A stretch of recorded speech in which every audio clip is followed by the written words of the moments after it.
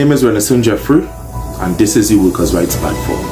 Now, a lot of us here, you ever hear the old people have a saying, sometimes you must stop playing smart with foolishness. Now, Mr. Kennedy, there when some of the people in his constituency would have reached out to him and tell him, hey, we have a major problem here in the area of Chatham where the main road, it have no other road to go down there. It's given away. It's a big situation. I don't know why the government not or any media house at all trying to highlight it. It's a big situation taking place down there. There are certain people that is afraid to even pass on that road. Again, some people panic attack.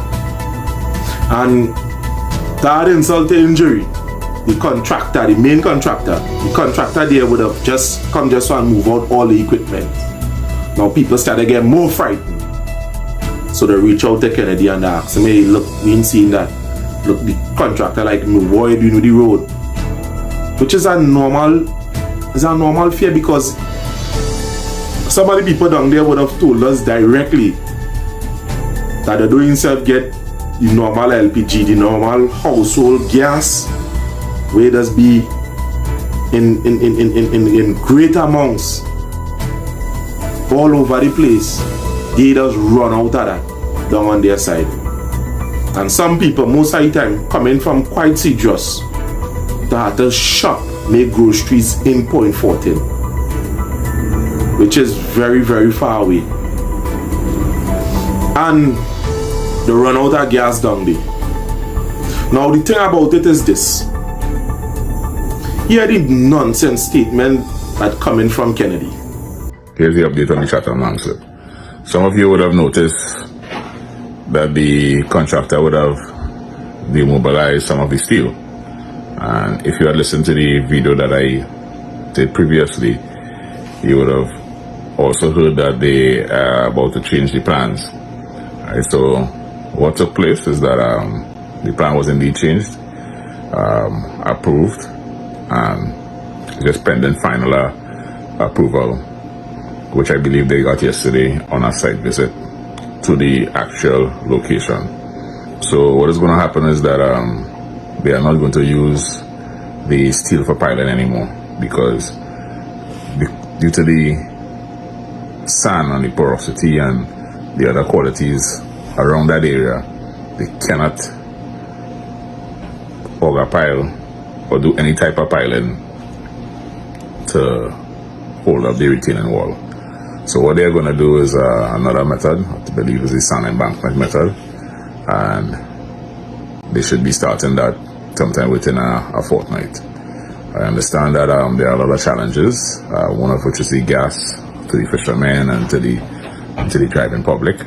And I am reaching out to NP so that they could probably do a bit more frequent supply to the area. I understand that some people are also scared to pass, and rightfully so. It's a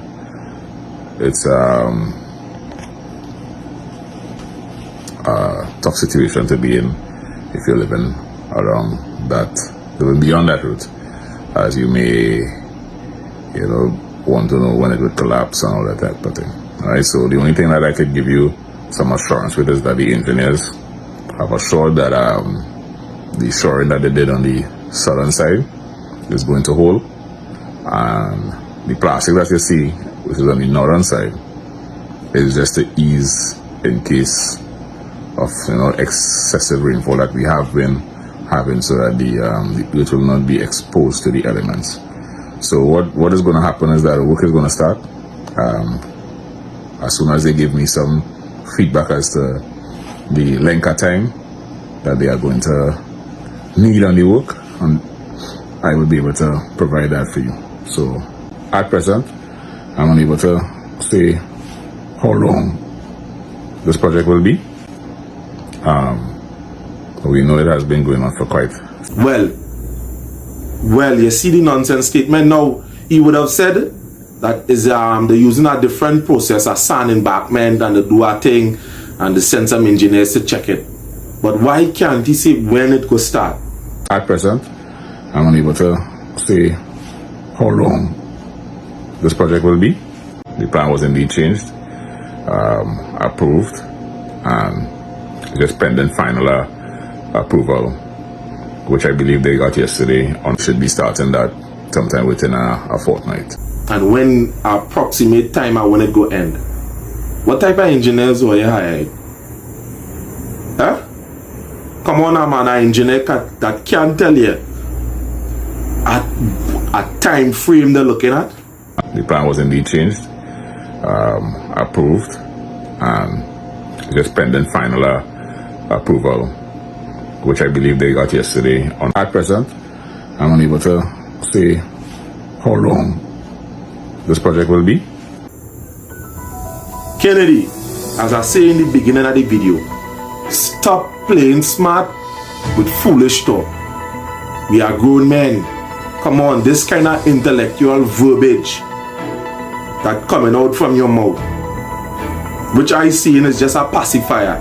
Now, you would have addressed the situation with the people that frightened to come out. You understand? You just talk about it. But what alleviation? What is that? What? Come on now, man. If children have to pass there, what? Do it as something there that is standby. And that is the next thing. You talk about the situation, but why you ain't put something there standby? Because half of the road giving way. So why you didn't have a safety personnel there? Standby. Right there. In case anybody, end up down in the precipice. I'm just saying, come on. You didn't think that would be a smarter thing? Something does be wrong when you turn a minister, All the time you're good. But as you come to be a minister, is one set of excuse. Stop playing smart with foolishness. And let me address the situation with Kenneth Scotland. Kenneth Scotland. You see that talk where you talk there? He's a dunce. And here I go tell you. Now you pleading with the criminals to put down the gun. I could say that, but you in a position, the PNM is in office in which they could actually do something about crime. And you pleading? Why don't say, boy, we putting together a crime plan. We putting together a crime plan to try and start to eradicate it and start to attack it on a social level. Come on now, man. Poverty is one of the major contributions to crime. The major contribution to crime.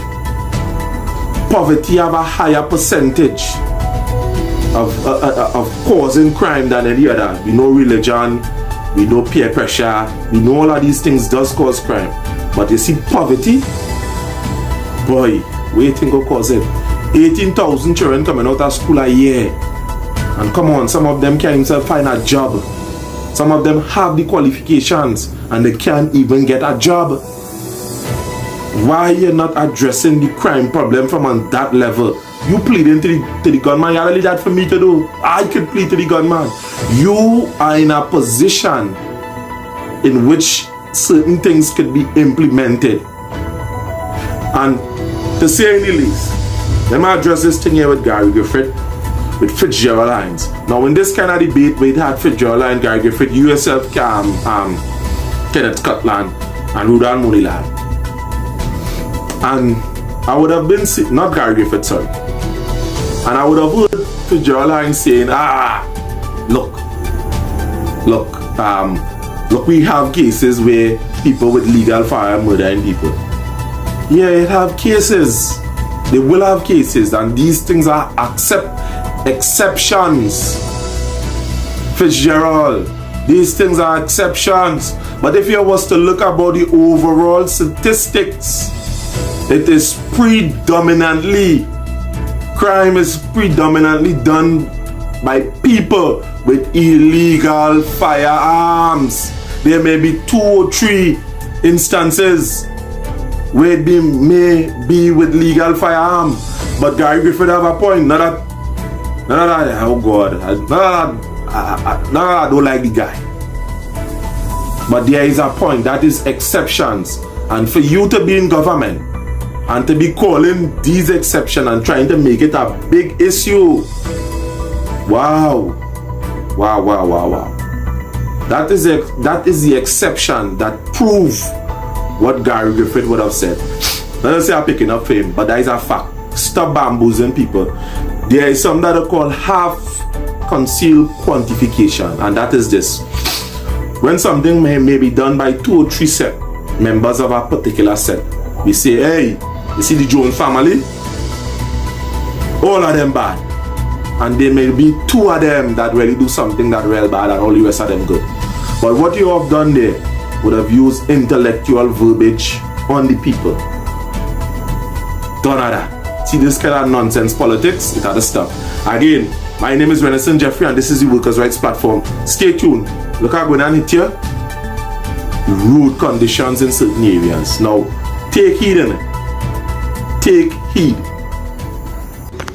Good day everyone. Today is the 14th of November 2022 and it is 4:30 p.m. with roadblocks going on throughout South, Labre, Sobo, Chatham. I'm making this video for a call for help. Look at this road. Look at this. Some kind of remedial work or something. This thing is about 8 inches deep. You go down in here, you'll grate the underneath of your car. Look at this. Look at this road. Pleading for somebody to give us some kind of help, because to wait till dry season for this to get some fixing ain't working. Please, somebody, anybody, help.